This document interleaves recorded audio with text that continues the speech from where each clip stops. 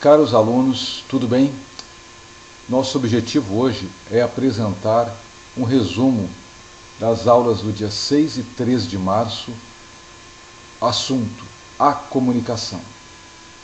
Para tal, vamos seguir este roteiro, o IFIET, que é uma abreviatura em inglês para raspadinha, e vamos verificar diversos conceitos que envolvem comunicação, arte, cultura, linguagem e a nossa língua portuguesa. Aqui são apresentados nossos objetivos da aula. O primeiro, ensino à distância, a ser atingido apenas pelos alunos de recursos humanos.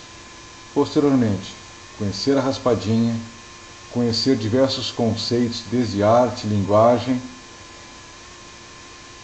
a importância das variações linguísticas, como elas ocorrem, e também a evolução da língua portuguesa. Nós falaremos um pouco sobre alguns acordos, inclusive internacionais, que existem.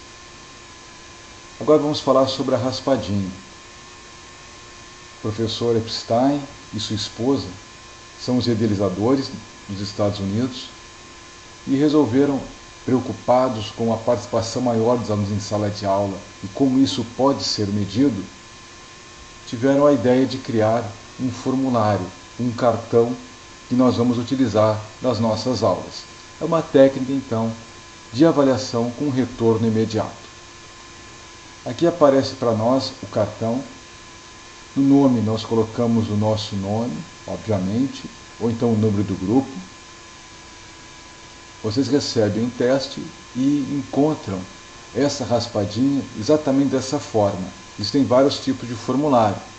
Esse tem apenas 4 opções e aparece para nós ali 8 itens, mas esse formulário ele teria 10 itens. Posteriormente, o próximo passo, vamos verificar agora aqui como se fosse um exemplo. O aluno colocou a letra D. Aquela estrela que aparece ali significa exatamente que o aluno teve êxito. Ele atingiu a resposta certa na sua primeira tentativa. Já podemos inclusive observar ali à direita da estrela que aparece um campo para colocar o score, que é atribuído por cada professor. Vamos verificar, ele vai agora continuar o seu teste. Ele tenta colocar a letra A no número 2 e verifica que essa não é a resposta certa. Então ele vai novamente discutir com o seu grupo, vai argumentar, que é uma grande técnica, e vai chegar então a uma tentativa nova de responder essa questão. Verificamos que ele marcou a resposta B do item 2. Resposta certa, encontrou a estrela. Ele continua o seu trabalho e, de forma indevida, ele risca o número 3, procurando a estrela, e nada encontra. Ele acreditava que poderia encontrar a estrela. Acabou mudando de ideia e realmente raspando corretamente, voltando à sua razão, e acertou. E a estrela estava agora à direita, ela se movimenta. Aqui nós temos a grade completamente preenchida. Então vocês verificam alguns acertos em primeira tentativa, outros na última tentativa do grupo ou do próprio aluno. Aqui apresento para vocês a pontuação que o professor Cláudio eu escolhi para cada um. E mandei esta mensagem em texto de Word para todos vocês por e-mail da turma. Agora nós vamos começar a conversar um pouco sobre aspectos introdutórios da língua portuguesa, sobre a comunicação. Por essa imagem nós verificamos, tudo é comunicação. A linguagem falada, os gestos, desde os tempos mais primitivos, os tempos atuais com auxílio da tecnologia, smartphone, a internet e as redes sociais. Aqui aparece para nós alguns conceitos sobre comunicação. Lembra sempre, não podemos esquecer do nosso latim, comunicare, em latim é a palavra que significa compartilhar. E a comunicação é esse fenômeno. Nós obtemos notícias, informações, é a convivência no ambiente social. E ela não é apenas escrita, ela também pode ser a comunicação não verbal. O gesto, como aparece a mão à direita, como se chamasse, um cachorro, um animal para próximo de si, a imagem que está à esquerda, onde aparece uma cadela com aquela fisionomia de querendo, pedindo para ser adotada. E, em contrapartida, aparece lá à direita um rapaz com megafone. Eu apresento agora para vocês alguns conceitos de cultura, segundo algumas ciências. Primeira lembrança com o latim, cultivar, cultura é cultivar, muitas vezes na geografia até falávamos disso. E o inglês Edward, ele fala basicamente que a cultura é algo único. Ele era um grande estudioso, um sociólogo nessa área. Agora vamos verificar o americano, do lado agora das ciências sociais, Ralph Linton, que ele já também lembra que a cultura ela envolve questões da sociedade e muitas vezes o que nós aprendemos é artificial. E principalmente herança social, cultural, de geração para geração, de pai para filho. Essa é a visão da ciência social. Com relação à filosofia, ela já acredita no ser humano, nas necessidades, naquilo que nós temos vontade. Ela acredita ser a cultura uma informação, basicamente, transmissão de conhecimentos teóricos e práticos. E também fala da questão que envolve essa passagem por geração e, principalmente, resolver os problemas no ambiente social. A cultura basicamente tem dois mecanismos, um acumulativo, bem apresentado por essa jovem à esquerda da tela, onde tem muita informação sobre o seu cérebro, sobre a sua cabeça, e à direita, o mecanismo adaptativo, demonstrado pelo esquimó, que tem que se adaptar àquele clima bastante hostil, que é frio, muitas vezes temperaturas muito abaixo de zero. Chegamos a algo muito importante, que é o processo comunicativo. Ele se baseia principalmente na emissão de sinais. Nós temos a emissora, nós temos o receptor. Utilizamos o canal, no caso, a boca, a fala. E algumas vezes existe um ruído, que pode ser um som ou até mesmo a comunicação que não é bem compreendida por culpa do emissor principalmente. Vamos falar um pouco sobre arte, como técnica, como habilidade, voltado para a área estética, comunicativa, e por intermédio das emoções, das nossas ideias e percepções, tem como principal objetivo estimular todo esse processo e dar um significado único para cada obra. É assim que nós olhamos para um quadro, cada um de nós tem a sua própria interpretação, por exemplo. Aqui apenas para exemplificar que a arte está presente em nossas vidas em diversos momentos. A arquitetura, aparece ali a Catedral de Brasília. No cinema, acabou de ganhar o Oscar o filme Moonlight. E observe na escrita o livro de Carlos Drummond de Andrade, com o seu título O Avesso das Coisas. E na sua apresentação aparece o S invertido, pelo avesso. Passamos para a pintura, música e escultura. Destacamos Tarsila do Amaral, com seu quadro Operários. E na escultura, o Aleijadinho, com a obra em Congonhas do Campo, denominada Os 12 Apóstolos. E na música, a banda internacional, muito conhecida de todos nós, que são os Beatles. A seguir, verificamos na fotografia a dança e o teatro. A dança, homenagem aos argentinos, e no teatro, a Fernanda Montenegro. A partir daí, vamos verificar alguns conceitos que envolvem a linguagem. Como diz Roland Barthes, a linguagem é inerente, é a pele, é aquilo que nos reveste. Ela é muito importante. A partir daí, verificamos também algumas definições que envolvem a nossa língua portuguesa.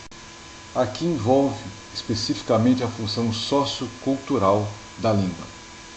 Ela como um patrimônio historicamente constituído de geração para geração por intermédio de um sistema de signos.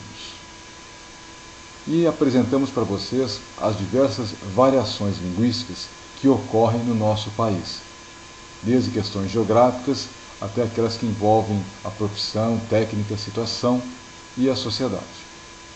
Inicialmente, a variação geográfica. Temos aqui o Zé Carioca, representando o Rio de Janeiro, e um gaúcho, piochado, representando o Rio Grande do Sul.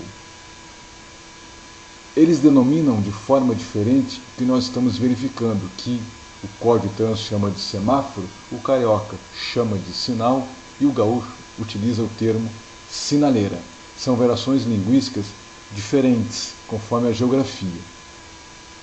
Agora verificamos a questão social. O seu Creyson do Cacete Planeta lançou o seu livro Vidia e Óbria. Perfeito, tranquilo, sem estresse. E essa senhora?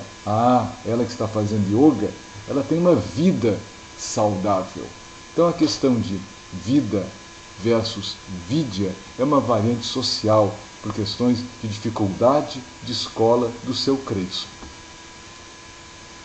Agora encontramos aquela que nos é mais comum e todos vocês trabalham muito nas redes sociais, é a questão situacional.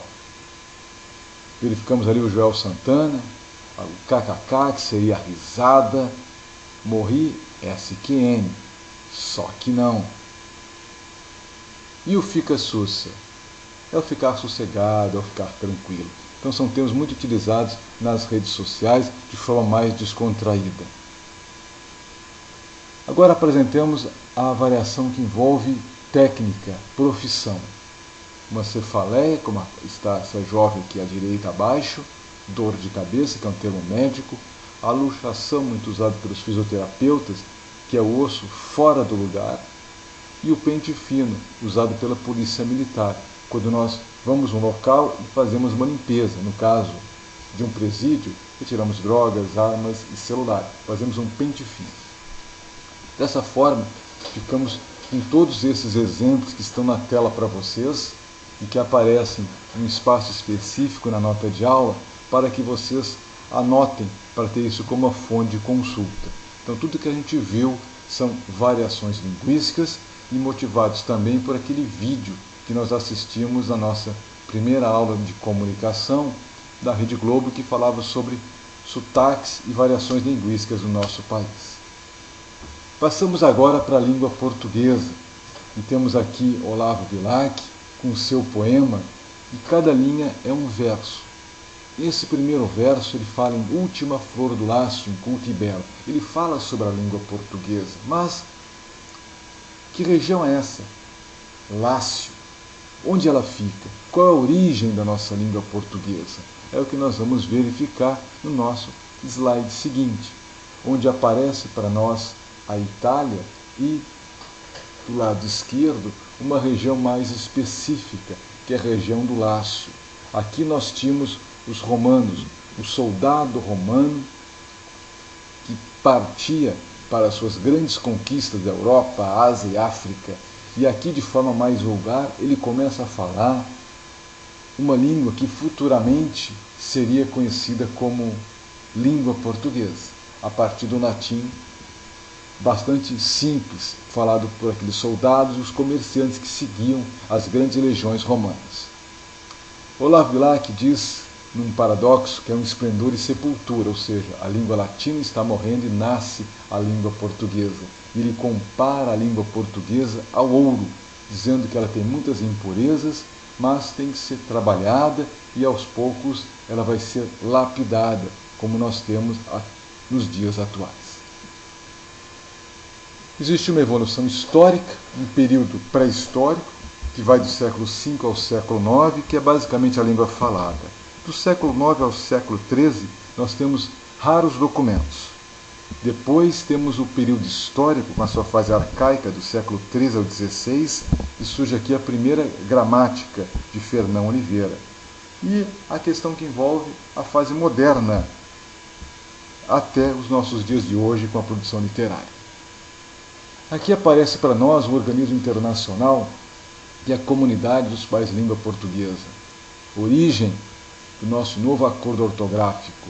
Mas eles não discutem apenas acordos ortográficos. Se discute também questões que envolvem cultura, comércio, integração maior entre todos esses países que no mundo falam a língua portuguesa. Vamos falar agora um pouco sobre o novo acordo ortográfico. Ele começa a ser trabalhado em 1986 no Rio de Janeiro, com uma reunião dos países da comunidade de língua portuguesa. É assinado em 1990, vejam quanto tempo atrás isso principia.